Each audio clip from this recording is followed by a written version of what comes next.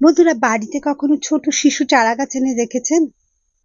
তাকে বাঁচাতে গেলে আমাদের অনেক যত্ন করতে হয়। সুন্দর করে গোড়ায় মাটি দিতে হয়, নিয়ম করে জল দিতে হয়, আগাছা হলে তাকে সরিয়ে ফেলতে হয়। আবার বেশি জল দিলে গাছের গোড়া নষ্ট হয়ে কিন্তু মরেও যায়।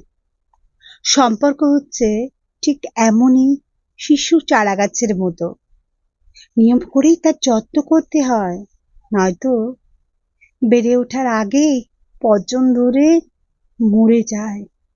খুব যত্নে এই সম্পর্কগুলো যখন বড় হয়ে উঠবে, তখন এই সম্পর্কটাই অন্য সব ছোট সম্পর্কগুলোকে ছায়া দেবে, ঝড় বৃষ্টি থেকে দেখবেন আগলে রাখবে।